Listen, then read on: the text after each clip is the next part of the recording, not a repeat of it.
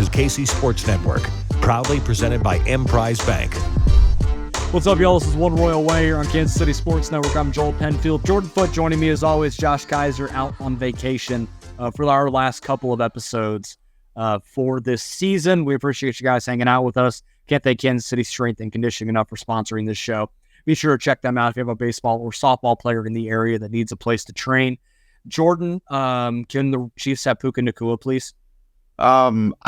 Dude, I'm convinced that if they had Puka, he might not be Puka. Like everyone, No, but still, it would be nice. He'd be an upgrade over, like, I don't know. Mahomes is like the opposite of Stafford in that Mahomes wants to get everybody the ball, and Stafford's like, if you're not Cooper Kupp, I'm not throwing you the ball this year. It's if you're not Puka, I'm not throwing you the ball. So I don't know. He'd still be really good, but like, I'm not quite sure he'd be Puka if he was a Chief. Do you think Puka's gonna like come back down to earth and turn into a pumpkin when Cooper Kupp comes back? As a wideout one, definitely. Like, I think he'll still be a good wideout too, and they play different enough roles to where it won't be a big deal. But like, is he going to be putting up 120 yards a game or whatever? Yeah, 12 for 120 every week. Yeah, no way. I'd be surprised if he did that, more than once the rest of the season once Kupp comes back. If Kupp ever comes back, because he's over 30, I believe, and also has a hamstring. So we'll see. Sounds like he's coming off the IR, but I guess we'll see. It's just like, it's crazy watching. So just out of nowhere, just tearing it up. It's pretty cool. Yeah. So obviously the MLB playoffs are happening right now. There were some solid games earlier today in the wild card. I missed the one game wild card day. I think obviously just because we have an emotional attachment to it with 14. But some of these 3-game sets are going to be really good. I thought, of course, I made a parlay of all of my picks for day one, and I'm 0-2. So, and about to be 0-3, I think, if Arizona wins. So, off to a good start. I really know what I'm talking about. But hey, man, the Royals ended their season on a really good note, sweeping the. God, I got to go back and look at the schedule. It's just such a blur. Like it became such a blur at the end, trying to win all of this with football season. But I mean, you sweep the Astros, then you get swept by the Tigers. Yeah. And then you come back and win 2 of 3 against the Yankees to end the year. Final record is 56 and 106. They tie the franchise record for losses, but did not break it, which they were on pace to do for a very long time this season. Last month of the season in true Royals fashion, it seems like they kind of got some things figured out, and guys stepped up and played well down the stretch. And one of those guys is the guy that did it for the last couple of months and turned himself into a superstar, Bobby Witt Jr. He hit his 30th home run of the season there on, I think it was that Friday night game against, they just absolutely whacked the Yankees like 12-5, Rodon. Didn't get out of the first inning, didn't record an out. It was absolutely wild. But he gets that 30th home run. It was the first 30-30 season in Royals history. Obviously the first 30-40 too, because he had 49 stolen bases. He couldn't quite get to 50. But still an absolutely remarkable season, a season that the Royals needed him to have. We talked about it early in the year. Like, if the Royals are going to do anything, not necessarily this year, but moving forward, it has to be that Bobby Witt Jr. becomes a superstar. And he did. He became that. And I'll be curious where the down ballot MVP votes fall for him. The AL kind of gets really muddy after Ohtani. I have no idea who's going to end up being the actual finalist. Probably Marcus Semien and Corey Seager. And then after that, he's going to be battling with like Kyle Tucker and Julio Rodriguez and those guys for that kind of 4, 5, 6 sort of spot. And I don't think he actually has a vote, but Mike Picciariello of MLB.com, whose opinion I hold in pretty high regard, had Bobby 5th in his MVP power ranking, and he had him winning Gold Glove too. So that's the kind of season that he had. It wasn't just an offensive onslaught. Like, he played Gold Glove caliber defense all year. It was awesome to see in a year that was an absolute disaster from Jump Street. Bobby became the guy that we all thought he could be.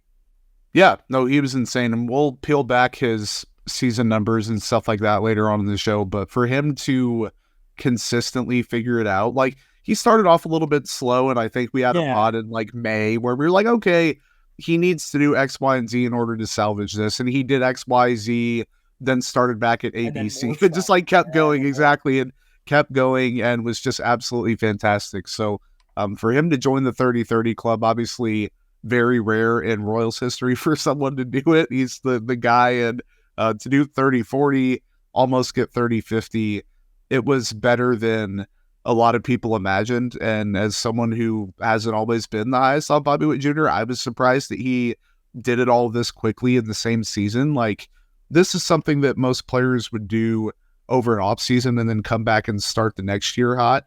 He had kind of a tale of two seasons, and really for June, July, August, and September was just consistently awesome. So it was definitely good for the Royals that he figured that out. What's wild is, and I tweeted it when I posted his final stats of the year, that he's just scratching the surface. And it's not necessarily that I got pushback, but I bet people looked at that and like, did he really? He's still, his expected stats are still crazy. Mm-hmm. So like he hit 276 on the season.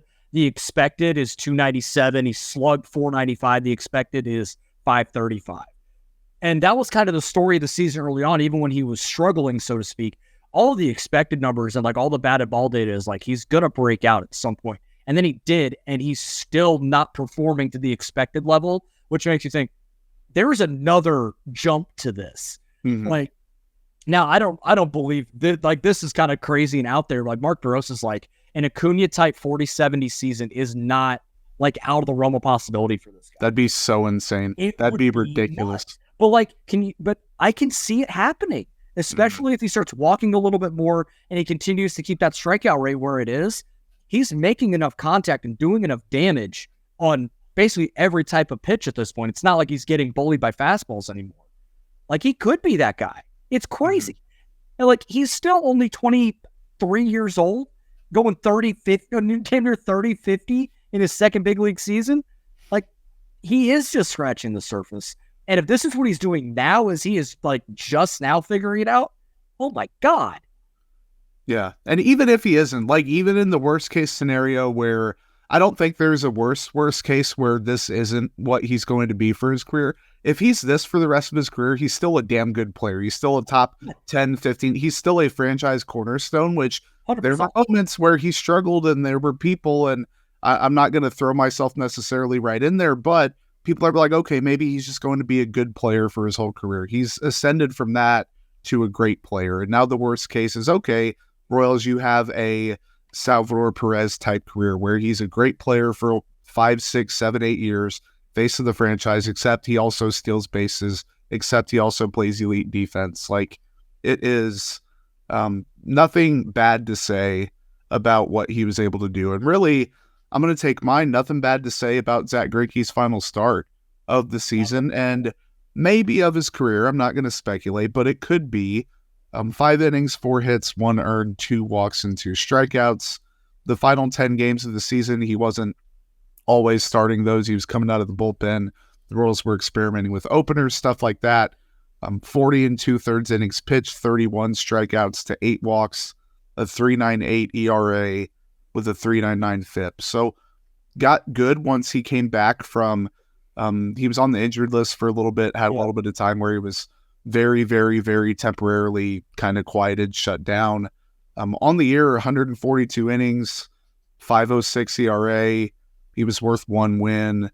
He was fine. It was kind of a step back, a small step from last year. The guy's like 39 years old. He's got to be 40. Like, it's in the show. Yeah, exactly. And with that, 225 career wins, over 3,300 innings pitched, almost 3,000 strikeouts. He was 21 short at the end of the year, but a 3.49 ERA, 39th all time in wins above replacement on Fangraphs. Like, one of the very best careers in big league history for a starting pitcher. It's not hyperbole. It just was. The Cy Young Award that he won at such a young age, continuing to dominate well into his 30s, be a viable pitcher into almost his age 40 season. Again, we don't know if he's coming back. I wouldn't be surprised if Zack Greinke didn't even know if he was coming back just because of how he is. But it was a good way to go out for this year, and potentially, we're not sure yet, potentially a good way to go out for the rest of his career. I get the vibe just because there were some things that were very not Zack Greinke-like at the end of that start that made me think, okay, I think that was it for him. Yeah. And he's not, and he wouldn't have been the guy to go, oh, yeah, this is it, and then do the swan song thing. That's just not his thing. But when he walks off the mound, cracks a smile, he's acknowledging the crowd, he looks for his family, waves at them, tips his cap, and he's in the dugout smiling and laughing with his teammates as he's making, and they were like, no, you got to go back out. He comes back out, does the curtain call, smiles to the crowd. That's not Zack Greinke. He is very stoic, very serious. Like that's so to see that the personality break makes me think it was one of those, like, I think he just walked off the mound for the longest time in the show. And to do it for 20 years, especially with all the things he dealt with early in his career with the mental health and the anxiety issues, for him to come back, dominate for well over a decade in the big leagues, win a Cy Young, damn near win another. If Jake Arrieta didn't go nuts in 2015, Zack Greinke had like a 1.70 ERA that year in LA. It was crazy.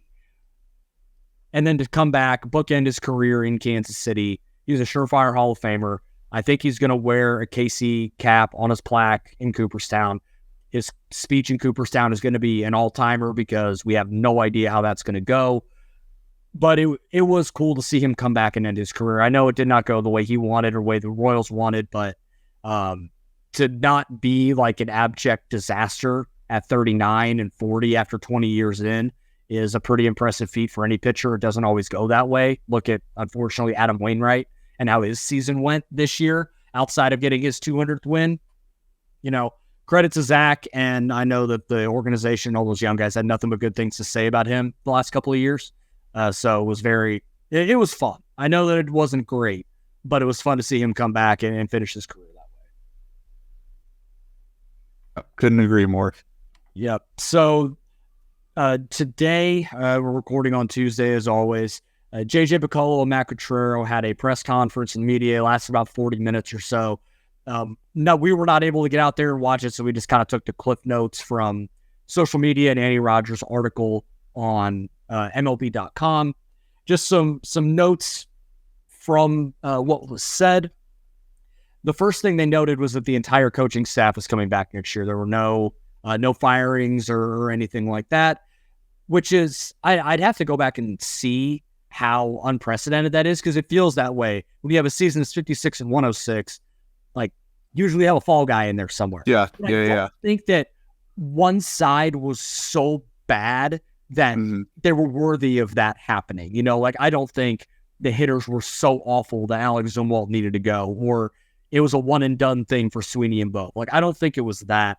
I'm okay with having some continuity moving forward. Like, I think there is some importance to that. I know fans want to be, hairpin trigger, like, fire everybody. Like, that doesn't lead to success very often when you continually do those things. And, like, I think you can look at Baltimore as a little bit of an example of this, where, like, Brandon Hyde was with those teams for a few years where they were losing 110 games. And then they stuck through it. They had that continuity, and now they're, moving to playoffs. I'm not saying the Royals are going to head on a similar trajectory, but that's something to look at. And they did mention as well that they are not going to seek it like it's a sure thing, but they are going to look into bringing in additional staff, from outside the organization to help supplement what they already have, which I think is good. They need more outside voices. We've talked about that before in various aspects of the front office and the coaching staff. So maybe they do something similar with what they did with Sweeney and Bove, where we're going to bring in two guys from different organizations to work with our guys and work with the people already here. Let them kind of bring their knowledge with our philosophy, what we want to do. Maybe they do that on the hitting side. Alex Zumwalt's been around for a very long time in this organization, and that's great. I think maybe you bring in somebody else to help aid in that hitting side from another organization, like the Dodgers or something like that. Maybe they can bring in something to help with the approach or help with development, whatever the case may be. But I thought it was interesting that they're retaining everybody. I'm not shocked by it. I'm not, like, angry about it. It was just, like, I was very surprised to see that after a season that went the way it did. Yeah, no, definitely. And, like, in a world where they did make a change, it'd probably be the GM. It'd be the guy that was bringing in the personnel, or the guy that was signing the players or making these transactions. The Royals had good enough results with some of the things they did with pitching, some of the things they did with hitting, with the trades they made. Like, yes, the team is an abject disaster this year compared to record expectations, but they did have enough positives to keep people around. And like, I agree that the collaborative aspect is good, and whether it's good quality or not remains to be seen. But like, the fact that they're humble and they're not arrogant pricks, for lack of a better term, because some front offices do have those guys that think they're, what doesn't stink, and they just want to do things their way. The Royals don't have that. The Royals have a lot of guys that are still kind of wet behind the ears, still looking to prove themselves, but they also are willing to get help from others and help others. So the staff stuff didn't really surprise me per se, but it did jump out, if that makes sense. Like, it's noteworthy, even if that's kind of what people expected. So moving to the kind of the player personnel side, what the quote that stuck out the most was JJ was like, yeah, the bullpen is going to be addressed. They are going to bring in new arms to the bullpen. Now, I think there are some guys that are younger that I think did solidify themselves and are going to, if they didn't solidify a spot, they're at least going to be in the mix to be in there, but they need some veterans in there. They need some trade chips. They need guys that in that Aroldis Chapman kind of mode, like a 1-year deal, kind of work in anonymity here in Kansas City, get good, and then we can trade you to a contender. Maybe that's the case again this season. They said the infield seems pretty set for 2024. I agree with that. Michael Garcia is going to probably be a Gold Glove winner at third. Bobby Witt Jr., obviously. Michael Massey plays great defense there and showed flashes at second base. And then obviously you're going to bring back Vinny. You're not going to worry about that. He pretty much gets a mulligan because he was hurt. Yep. And then they're looking for competition and potential bats in the outfield again, looking for another corner outfield guy to compete with MJ and Nelly Nukes and Olivares, Tyler Gentry, the like. If you could talk for just a second, there was a quote that JJ said that basically said, we've seen the evaluation side, and now we need to bring in the competition. Yep. Yeah. And this year they were big on that from the onset. Like back when we talked to JJ in February, and then again, I believe in March, when they were in spring training, they wanted to have this be an evaluation year, and they got most of the evaluation done that they needed to. There isn't a ton, like you can still say, okay, well, let's see if Chris Bubich's improvement was legitimate or Daniel Lynch's improvement was legitimate. Like guys that were hurt that the sample size wasn't big enough, that's viable. But they also got a ton of proof, for better or worse, good or bad, from guys that do or don't belong. So the quote there made sense. And there was the quote about the wins that I think we are going to address at some point, right? Yes. So, yeah, I think bringing in competition for anybody at this point is it's fine. Good. Like, there are very few spots that I'm like, yes, that person is nailed down to their position. Yeah. Like shortstop, probably don't need to bring in a guy. First base, I think we're good to go. Catcher to a degree, there was a quote that went out that made its rounds on social media, and I don't think the person that tweeted it out meant for it to be out of context, but when you get the full quote, it did end up that way, where the tweet essentially said, we're looking to be in the 80 to 85 win range next year. That's like a 30 some odd win improvement. I looked it up today. There have been 13 seasons in the divisional era since 1969 in which teams have improved their win total by 27 or more, 13 times. So it would be very unprecedented for that to be the case. But so here was the quote from JJ. Right now, I can't sit here and say that 24 is the year we're going to definitely win the division, but we expect to get better. And I don't think it's going to take a whole lot. If you look at our division, there's a lot of parity. If we're in that 85 win range, you're going to be in some sort of race. So basically it is we're probably not going to be that good this year, but if we break out, it's not going to be we're not going to need 45 extra wins to do it. Like it might be 25 and we're there. Do I think they're going to win 25 more games next year? No. Crazier things have happened. Hope springs eternal. But I think it's just that's a little more realistic nuance to it. This is not this is not going to be a 25 to 30 win improvement. But if we get there, we know that we have a shot. Yeah. They're not going to pull a 2022 Baltimore or 2008 Tampa or 2011 Arizona or 2013 Boston. I think he's right with that sentiment for the most part. The only other thing I had that stuck out from what he said, Reagan Senior, let's try that again. Reagan's, Singer, and Lyles in the starting rotation to open the year. The other two spots up for grabs, I would assume Daniel Lynch probably takes one of those, and then they bring in somebody to take the fifth. That's kind of what I'm thinking, and they said expected. Things could obviously change, and say they make a trade for a controllable starting pitcher, they're going to plop them in the starting rotation, and Lyles can go to the bullpen or something like that. Like, I'm okay with that being the preseason plan. I've said my piece about Jordan Lyles before, and again, it's nothing against the human being. It's just the contract, and why the hell did you sign him in the first place is what it is. Did you have any final thoughts on anything else that they said regarding anything else? Nope. Cool. Well, we're going to take our first break, and we'll be right back. Thanks for listening to KC Sports Network. Make sure you download our new app. Find it on the App Store or Google Play. Just search KC Sports Network. Hit that like button, hit that subscribe button. We appreciate you guys hanging out with us all season. Only a couple episodes left here of like regular content for, if something crazy happens during the off season, we're obviously going to get you guys something here in, the middle of December, but baseball season has reached its end. Hopefully in the next couple of years, we're able to pod into October because the Royals are actually competing. That'd be great. So Jordan and I are now going to look at like some of the positive surprises, developments throughout this season, and then the negative side on the back end of another break. But I'm going to start with my favorite thing from this season. Obviously, Bobby turning into a star speaks for itself, and I know you're going to dive into that a little bit more. But one of the things that I think is the most important to take away from this season was I think JJ made some fantastic trades for players this year, and he deserves a lot of credit for that. I know that people do not have their kind of preconceived notion bias against JJ because he's been here for so long, but he deserves a ton of credit for going out and getting Cole Reagans, Nelson Velasquez, and James McArthur specifically to supplement the big league roster immediately. I know we made fun of those trades in the past with the Royals where we're going to trade for big league ready guys, but those big league ready guys are like quad-A dudes that are like, okay, they're fine, I guess. Yeah, I think you have three legitimately good players here. Cole Reagans goes without saying. He was one of the best pitchers in all of baseball for the last 2 months of the season. He was great.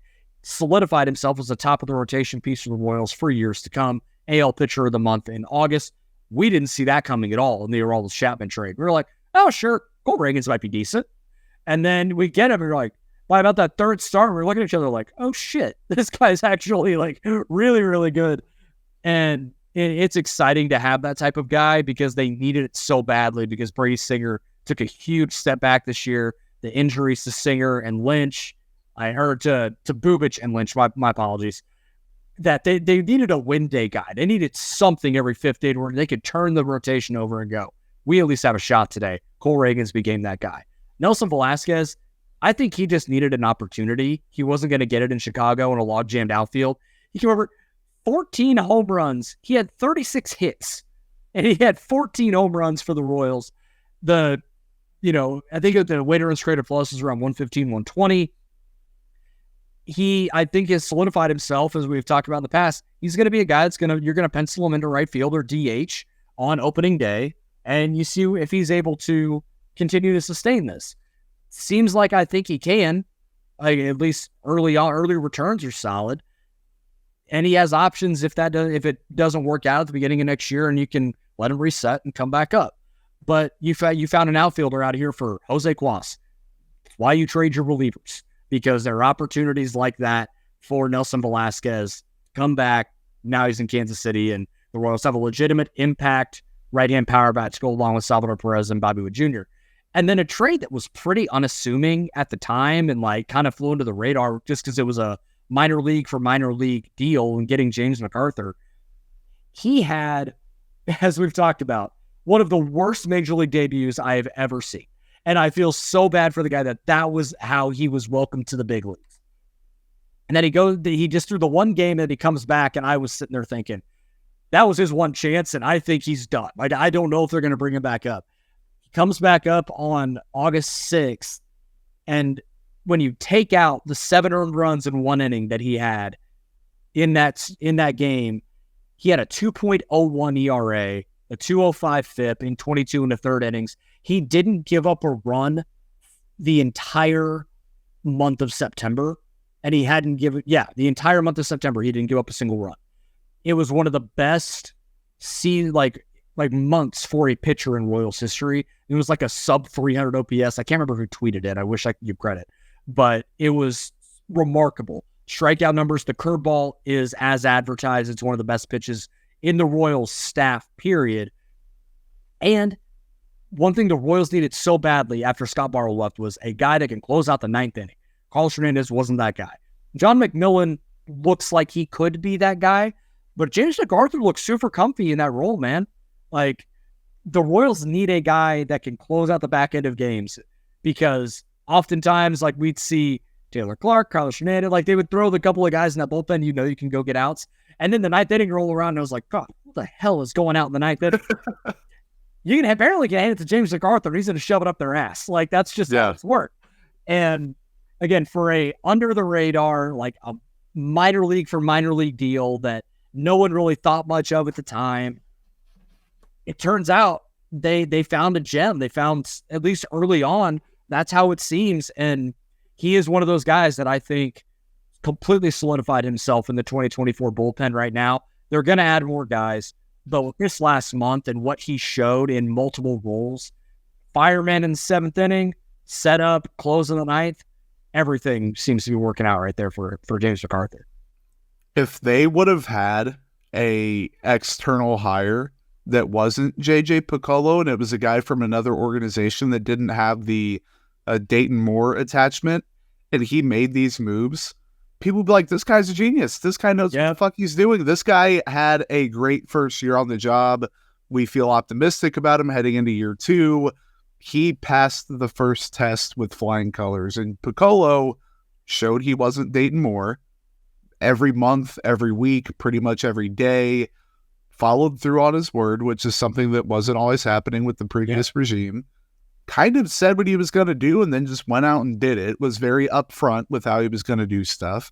Managed expectations a lot better than the previous regime. On top of that, made 3 shrewd moves at the deadline or throughout the season that worked out. And whether the low outcome is Cole Riggins can't stay healthy, he's going to be, I think, with what they've figured out, at the worst, a really solid rotation arm. That is extremely valuable for Aroldis Chapman. At worst, they're going to get James McArthur to have enough stuff to be an intriguing bullpen piece. They're going to have Nelson Velasquez be a true power bat that maybe strikes out too much to be an everyday player. Maybe it's just a DH or a part-time guy or an upgrade over Edward Olivares. You get a new shiny toy that can be your right field DH experiment. Like, no matter what, they figured that out.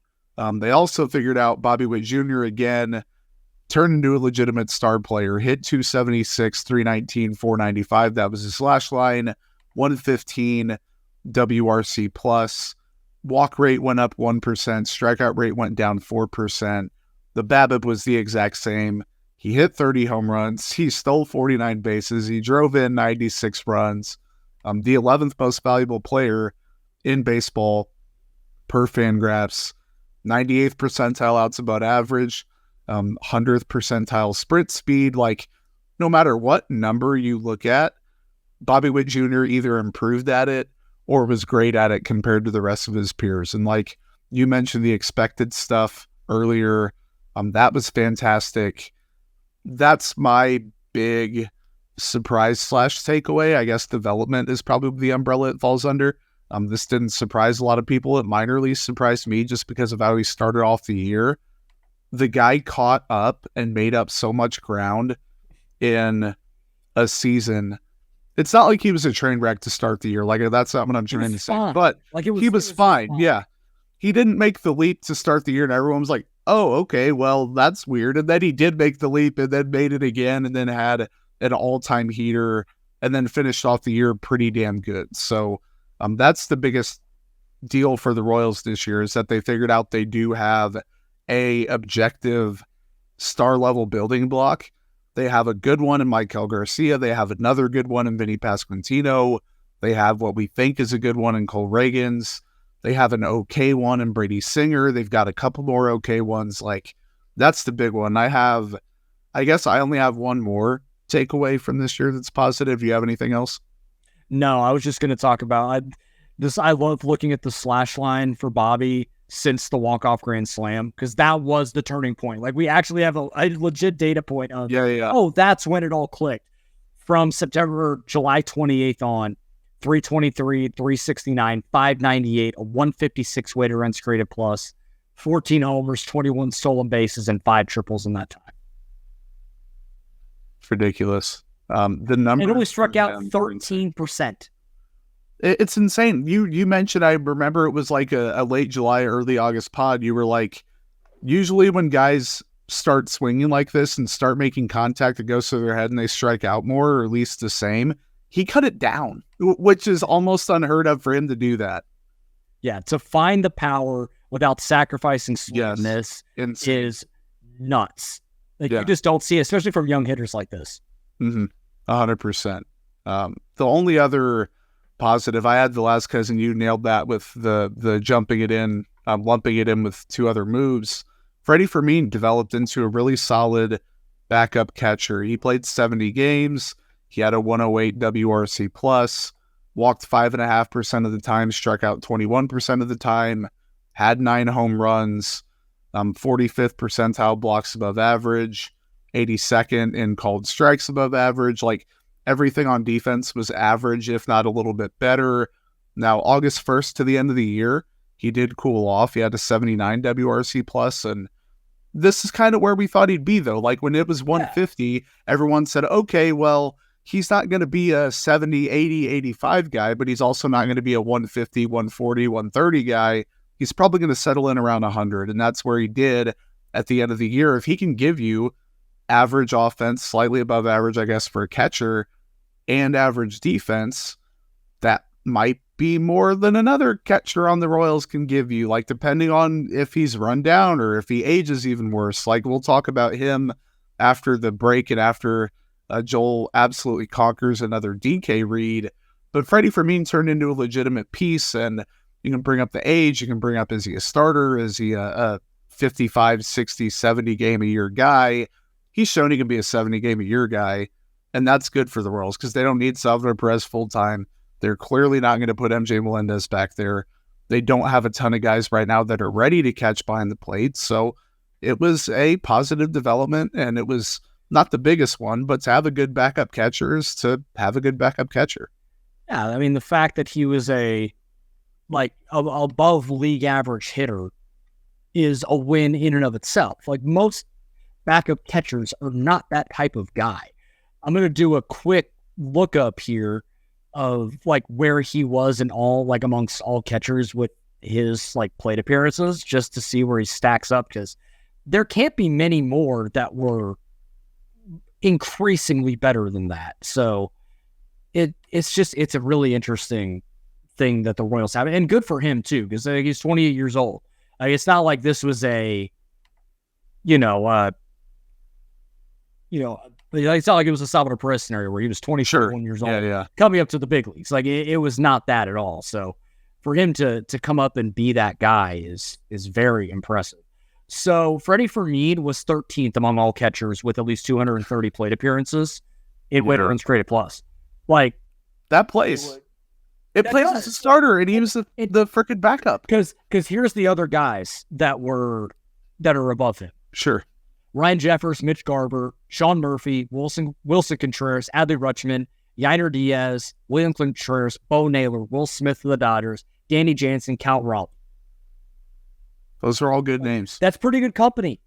Yeah. So it's I don't know how if he'll be able to sustain next year, but even then, as a backup catcher, if you're like an 80 weighted runs created plus guy, you got to, especially with him being a solid defensive player, that's fine. That's why Austin Hedges has been in the league for almost a decade. Dude can't hit worth a lick, but damn, he can catch. Like that, you can have a very long career in the big leagues if that's what you're able to do because of how important the position is. Yep. All right, Jordan, we've reached that time in the podcast. Let's go. It's my favorite time of the pod every week. The NFL season is going strong, and DraftKings Sportsbook is hooking up new customers with an offer that's even stronger. Bet $5 on any game this week and score $200 instantly in bonus bets. And DraftKings isn't stopping there. All customers can take advantage of a sweetener offer every game day this October. Get in on the game day greatness. Download the DraftKings Sportsbook app now and use code KCSN. New customers can score $200 instantly in bonus bets when you have 5 on the NFL. That's code KCSN, only on DraftKings Sportsbook, an official sports betting partner of the NFL. The crown is yours. Gambling problem? Call 1-800-GAMBLER or visit www.1800gambler.net. In New York, call 877-8-HOPE-NY or text HOPE-NY 467-369. In Connecticut, help is available for problem gambling. Call 888-789-7777 or visit ccpg.org. Please play responsibly. On behalf of Boot Hill Casino and Resort in Kansas, licensee partner Golden Nugget, Lake Charles, Louisiana, 21 or older, age varies by jurisdiction, void in Ontario. Bonus bets expire 168 hours after issuance. See sportsbook.draftkings.com/football terms for eligibility and deposit restrictions, terms, and responsible gaming resources. Thanks for listening to KC Sports Network. Make sure you download our new app. Find it on the App Store or Google Play. Just search KC Sports Network. That was the 168 hours was very hard to. Dude, that was wild. Like, that's 7 days, is it not? I think it is, and it was spelled out in the copy. Oh, so if it was the number, I would have gotten it just fine. But they had it spelled out, and my brain just did not go. I was losing it there for a second. I understand they need to specify it, but it was just like I love it. I love it, man. You are a warrior, and like it's a necessary thing. And I am known to use DraftKings Sportsbook every once in a while to play some bets. So no complaints on my end. I'm 14-11 on college football Saturdays and feeling pretty good right now. Oh man, nice. Yeah, we're doing pretty well. All right. Let's get to the negative developments from the 2023 season. We don't need to spend too much time on this because, well, this team lost 106 games. We spent a lot of time doing this. Mine, a lot of it is just injury, to be honest with you. No. Like, Vinny getting hurt was devastating because he was one of the few bright spots all year, but he clearly, like, he didn't have surgery last year after he jacked up his shoulder, and it just got worse. And with the way the season was going, don't blame him at all. I think he's going to come back and be great in 2024 because, well, his shoulder will actually be healthy. And he was really good for various portions of the season until that happened. Kyle Isbell was great, and then he got hurt, and then it took him a while to get back. But I still think he has some value, if nothing else, as a fourth outfielder because he's great defensively. He's a slightly below league average hitter, but he hits enough that it's like, this isn't a black hole in the lineup at this point. So that Brad Keller, for the pure reason that I will always cherish and love spring training Brad Keller, because I was like, yes, this is the guy. This contract year, he's figured some stuff out, and then it just fizzled out so fast. And I think a lot of it was injury related. He came back. He wasn't healthy. I mean, and it sucks too, because he was so close to getting probably a multi-year contract from a team. And now I hope he's a non-roster invite somewhere. Like it fell off that fast. Hopefully he's able to stick on with the big league team next year, being fully healthy. Because I think there still is a big league pitcher in there. It didn't happen for him this year, and that sucks. And then the injuries to Daniel Lynch and Chris Bubich, especially Chris Bubich. We were singing his praises at the beginning of April. Like, holy crap, this guy turned a corner. Sweetie and Bo figured something out, and then he tore his at UCL. And we're not going to know what he's going to be or if he's going to be able to regain what he found until about the All-Star break of 2024. And then Daniel Lynch is just always hurt, so I really don't know what to make of him at this point. But if he's healthy, I bet he's in the rotation in 24. We'll see what happens. Yeah, I've got 4 things, and they're all different players that didn't live up to, I'd say, general expectations. Not mine, not Joel's, just general. Salvador Perez is the first one. He played 140 games, so it's not like Salvador Perez was hurt he probably was hurt for a lot of the year, but he played through a lot of the injuries, the minor bumps and bruises that he had. Didn't have the long-term IL stint this year. Hit 255 with the 86 WRC plus. Yeah. Walked 3.3% of the time. His isolated power was the lowest it's been since 2015. Yeah, he drove in 80 runs. Yeah, he hit 23 homers. But from June 1st until the end of the year, got on base at a 27% clip, 123 ISO, 66 weighted runs created plus. And I remember like it was yesterday, and it obviously wasn't, the podcast we did where we said Salvador Perez was defying the age curve and he was the best version of himself. And then literally right after that, as it was almost all season when we praised people, it was bad. Everyone. It was terrible. First percentile chase rate, walk rate, 16th in batting run value, third percentile sprint speed. The defensive metrics didn't hold after they started off pretty good. So he's 33. He'll be 34 early next season. The contract is bad. Like, it's not to where he's clearly a negative player, but man, in a year where Salvador Perez could have proven that he can last with this next core, he didn't do that. And it's not that he's bad, but he didn't do much to inspire anybody, I don't think. I'm going to chalk some of this up to where I think we're getting to a point where Salvador Perez needs a change of scenery. Like, I'm not trying to wish Salvador Perez away. I'm not trying to say you have to trade him. But with all the smoke that kind of surrounded the trade deadline, where there was legitimate talk of like, hey, teams were calling and there was, a deal to be made, and Salvi seemed okay with it. Like, he was willing. It seemed like he was willing to waive his 10-5. And it seems like he's still probably willing to do that. He reiterated to JJ at Q, like, I want to be here. I want to be a Royal, but I understand it's a business. If a team that wants a veteran presence, a veteran catcher, a guy that has been there, done that in the playoffs, wants a guy like Salvi, I bet Salvi will probably waive his 10-5 and he'll go play somewhere else. And I'd argue they should listen. And I think they will. Yeah. I do think they will listen, especially if the right deal is there. And it won't just be Salvi in that deal because there's $40 million attached to on that. Yeah. Like, there's going to be a legitimate move that is made. It's one of the biggest storylines that we're going to be following this offseason. And you'll know because there'll be sirens on the YouTube page of like, hey, this happened.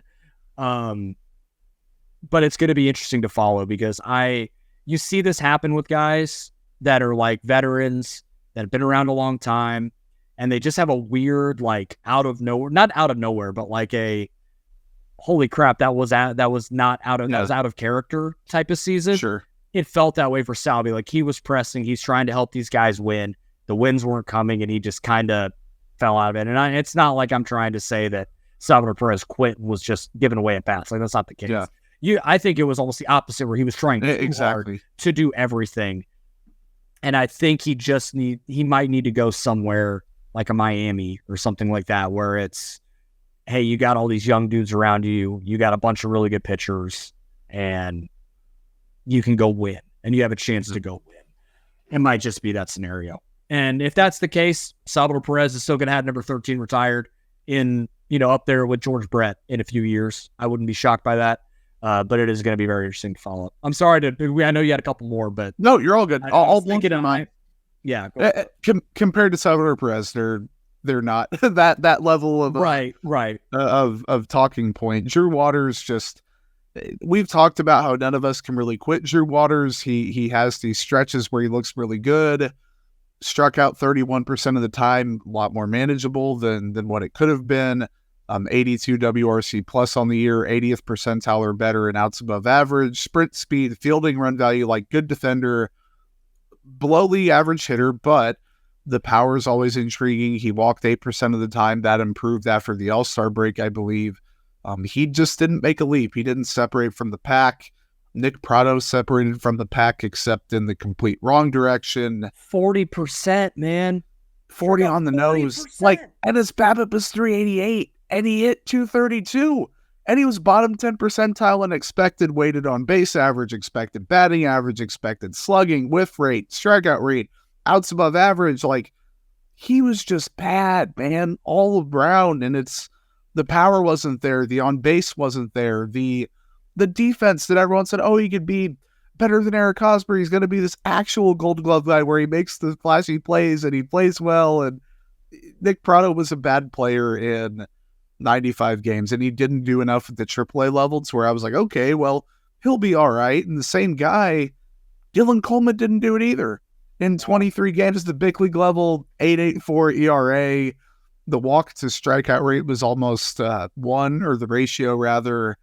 Minor league level, walked like 9.5 guys per 9 innings.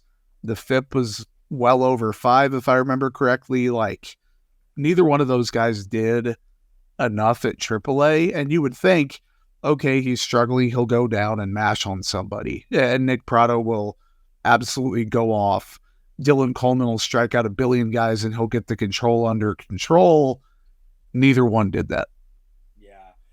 Nick Pratto, like if he hit 20 home runs and had the strikeout rate, I'd be like, I'll hold my nose and take it, I guess, because there's at least some power there. He hit 7 home runs and there was almost no power to speak of in the back half of the season when he came back from injury.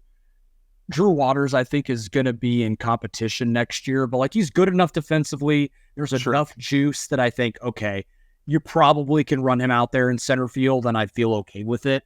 I still think there's more there for him, like more upside still than Kyle Isbell. I think Kyle Isbell just is who he is, which is a slightly below league average hitter, a good outfielder at pretty much all 3 positions, and he can hold us up. Like I think that's fine. I'm not going to quit Dylan Coleman because I still think the stuff is for real. Sure. And he's down at Tread Athletics right now. We posted on Instagram that he's already down there pitching and throwing, which guys don't do that like the second the season. Quickly. Yeah. He was down there quickly, pulling down 106. And I'm like, okay, so he's healthy. Like, because that was my concern for a lot of the year was that he was hurt and just couldn't find it. Well, you can't quit like the stuff he has. Like with that fastball, you're like, man, you can't. If he's back and healthy, it's 98 to 100 with a slider and that sweeper that is just devastating. And if he's able to go down there, because Tread Athletics is the place that kind of fixed Cole Reagan's, if they're able to smooth out his delivery a little bit, find a couple tweaks, I think he can come back in 24 and be a force in the bullpen. Because I think what Dylan Coleman proved in 2022 is he belongs in the big leagues, and this was just an abject disaster, which speaks to how volatile relievers can be. So I'll give him till like the end of May of 24 to get back to where he was in 22, and we'll see from there. But the stuff is too good. There's no reason to give up on the guy. Yeah, no, I couldn't agree more. All right, you got any final thoughts before we get out of here?